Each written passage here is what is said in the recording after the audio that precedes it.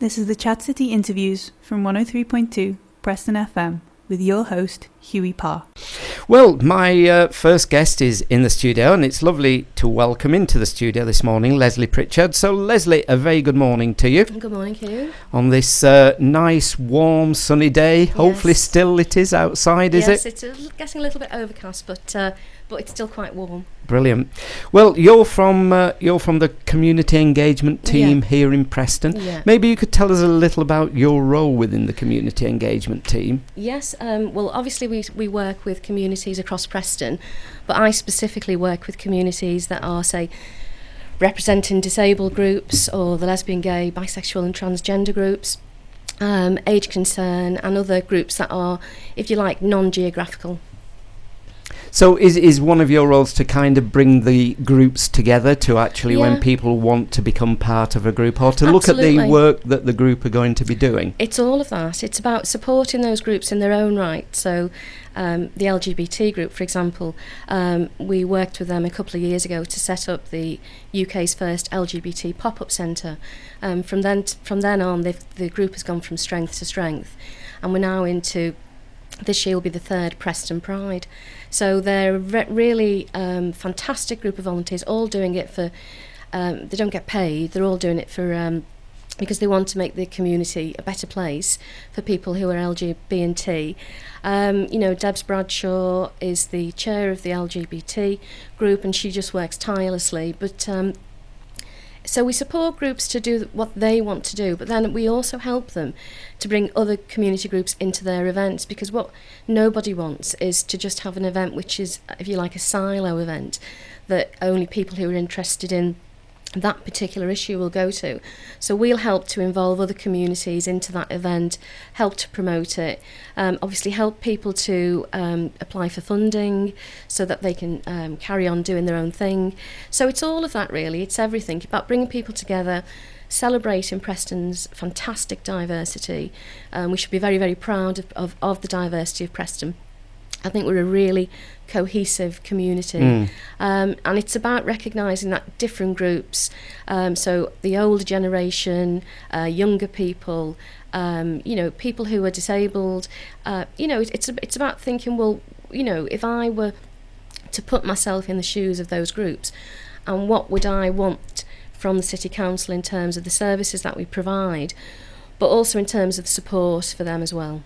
And it is interesting, because I was talking to somebody on the phone early this morning when I got to the studio, and he was telling me that he'd been a student in UCLan in Preston up until 2 years ago. Yeah. And he's now living in Bristol, and one thing that he mentioned was the harmony amongst the community groups that he remembers in Preston. Absolutely. And that nearly every Saturday on the flag market there will be some community group who are engaging with the public. Well, absolutely, and if you remind me in a moment to talk to you about the Community Day that's coming up on the 30th of September, but what I will just pick up on, you are absolutely right and the chap's right. On Sunday I went to the Windrush 66 celebration down at the cricket club on South Miller Lane, again organised by volunteers, Adrian Morell and the Windrush Initiative.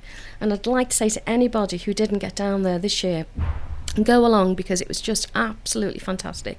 And talking about diversity, old, young, different communities, all out on a sunny afternoon, enjoying games of cricket, listening to live music, enjoying some picnics on the grass. And I popped along with my husband, and without prompting, he just said to me, this is the sort of thing that I would come back to again and again. And I think if you didn't get to go there this year, check out Adrian's website, which is windrushinitiative.com, and have a look and see what he's doing for the rest of the year. We've also obviously got Caribbean Carnival coming up. It's the 40th year, so they've got a Ruby theme. I mean, that's just a taste, isn't it, of things that go on in Preston that the whole community gets involved in. And what is nice that each year it seems to get bigger and better. I mean, Absolutely. Preston Pride, when you look at the Pride now, Absolutely. From the first year to last year, I was along in the flag market last year, and the numbers of people who were getting involved, That's right. and the artists That's that they had for the Pride, and That's then right. in the evening they were going off to a That's right. nightclub for the younger people. That's right. And it was a brilliant That's atmosphere. right. And I think it's not just the numbers, although that's amazing, the amount of people who come on. It's the fact that the whole community is getting involved, and people are seeing Pride as a family event and are coming along. And it's not a niche event. It's something that everybody can come along and get involved with. And that's why the Flag Market is such a fantastic platform, because, as you say, everyone's out shopping, and they just, either people stumble across an event or they know it's coming on.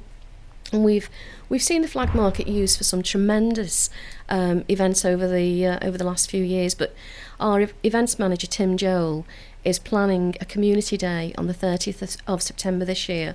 So if people put that into their diaries, we're really interested in community groups and volunteering community organisations, getting in touch with us if they want to be part of that community day. Everyone's welcome to come along. It'll all be set up for people. There's no cost to get involved.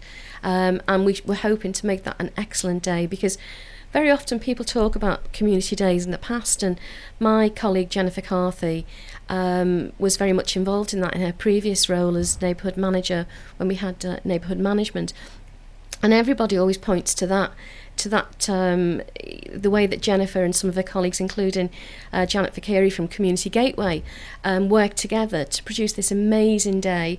So we're hoping to sort of learn from what happened in the past and replicate it for September. And again, to celebrate, as we've been saying, the diversity and the cohesion of the various groups. Absolutely, because I think sometimes people, we can take it for granted here in Preston, and it's like you say, it's the guy who's moved away and then looks back and thinks, well, actually, it was I missed that. I mean, I don't know if people can tell from my accent, but I'm from Liverpool. And we've got I come from a very cohesive city. I was brought up and went to school in a multicultural area of Toxteth. And so I'm very, very used to being in that sort of environment. And it's lovely. I've lived in Preston for 20 years, and it's lovely to have that here as well, because I think I'd feel quite uncomfortable if I lived somewhere where there wasn't that cohesion, really. And of course, hopefully, it does break up that kind of stereotypical view that people sometimes have of some communities. Absolutely. And fights prejudice on many fronts by seeing the amount of people who are supporting other people. Definitely, because we can't, for all the fact that we are a cohesive society here in Preston, we still do have some incidents of hate crime which go across every strand, whether that's against elderly people, LGBT people, because of the colour of your skin or the faith that you follow. And, we work very, very closely with Stuart Rutledge and his diversity team at the police to really, really encourage people to report any hate crime or any hate incidences that they say. They are in the minority, but we must always be on our guard for that, and not allow anything to damage the fantastic cohesion we do have here. And a lot of that is down, I think, to the fact that the different groups do come together and work together. And we have something at the council called the Inclusion Reference Group. And all of the groups I just mentioned, and a lot more, including Disability Equality North West and Lancashire Deaf Service, for example, they're part of that. So when the Guild was coming up a few years ago, all of those groups were talking to us way, way before the Guild happened, and they were pointing out things to us, to bear in mind. Obviously, the access in the park. People were talking about the timings of the processions, and I'd like to think that the council, with the support of all of those partners, put an accessible guild together, and that people were able to come along. They could access information about the events, they could actually access the events themselves. And for me, that was a real triumph of the partnership working that the council has with the partners, because we can't do it on our own. We need partners to tell us what it's like for them. And another event coming up, I think, is it the 10th anniversary of the Open Mind Festival? It's the Open Mind Festival's coming up. We've been working very closely with Brian and his team. Brian's the Director of Music in the Mind. I think it's the 3rd anniversary. And last year was a real eye-opener for me. We had a week-long of events, and the amount of people that we engaged with, I should say Open Mind is a mental health service user-led event, and we engaged with so many people. And I'll just one example. We met a young lady on the Flag Market last year, and after chatting to her, I encouraged her to join the Preston Women's Network, and she really contributed to International Women's Day, which I'll come on and talk to you about in a moment. And since then, she set up her own Art and the Mind group under the auspices of Open Mind. So Brian has helped Lizzie to do that, and it's an amazing event in terms of being able to get out there, talk to people, find out what their ambitions are, and then try and help them if we can to realise those ambitions. Right. And sorry, Brian is Brian? Brian Gumbley. And Brian is? He's the Director of Music in the Mind. Ah, right. And the Open Mind Festival, I say, it's a mental health service user-led event. Absolutely terrific. Again, partnership working, Lancashire Care Foundation Trust amongst one of the major partners there. The university is a major partner. And obviously following on from Brian's event, which starts 29th of September and runs to the 4th of October, is the 1 in 4 Film Festival at the university. So the two events are almost dovetailing and complementing each other. And International Women's Day was this year, and then of course the planning begins for next year. So absolutely, and it's a call out today really for any women who would like to get involved. Preston Women's Network is a relatively new fledgling group. It's only been going for a couple of years. We got together last year and we worked with the Harris Library to create a display, and it was all about the achievements of women really.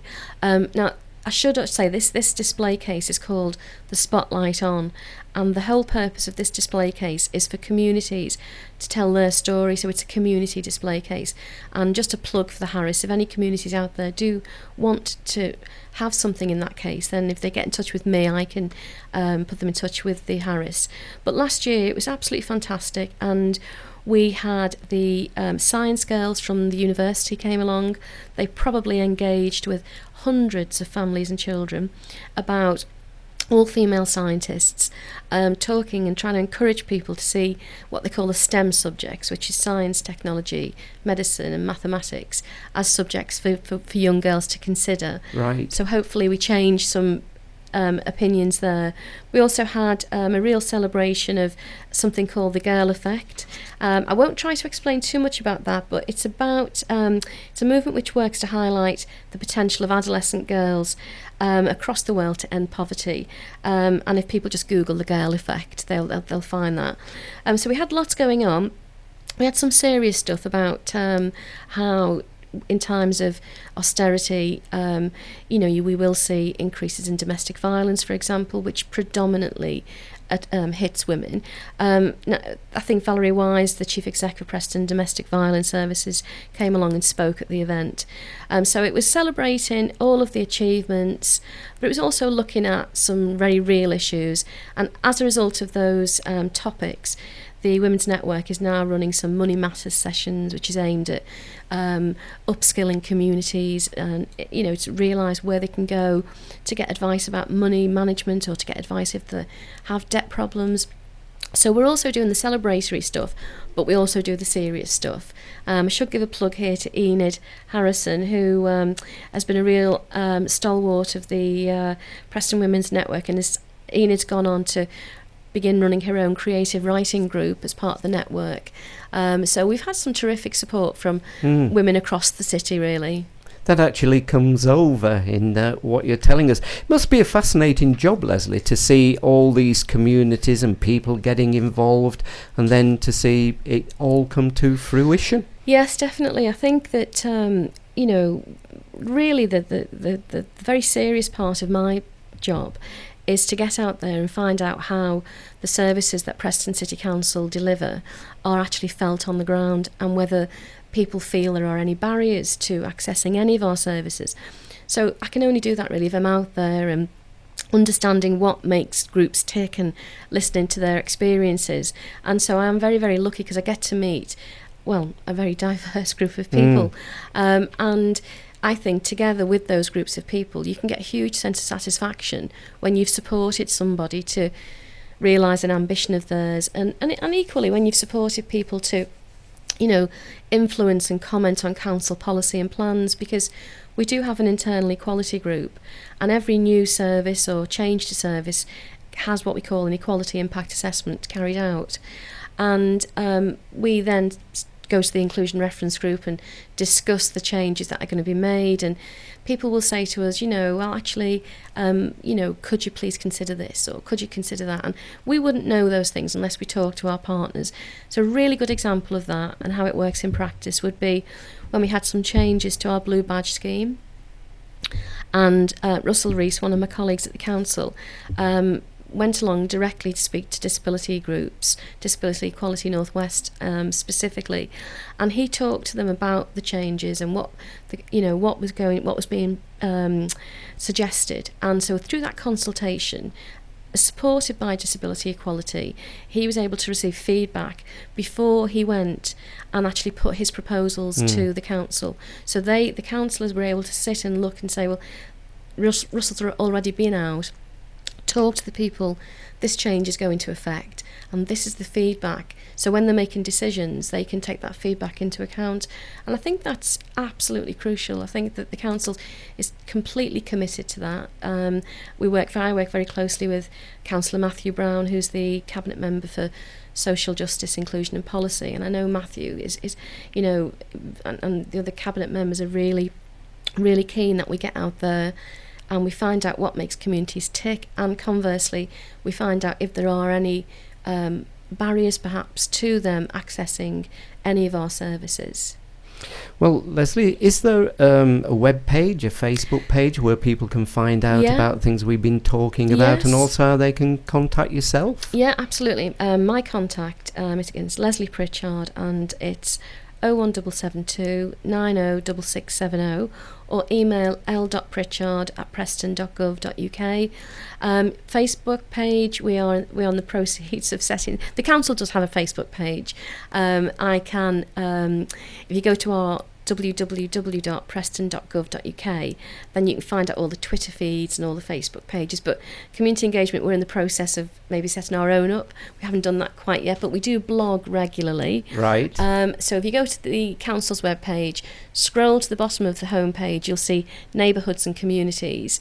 Click on there and it'll take you straight through, and from there you'll be able to access information about equality, events.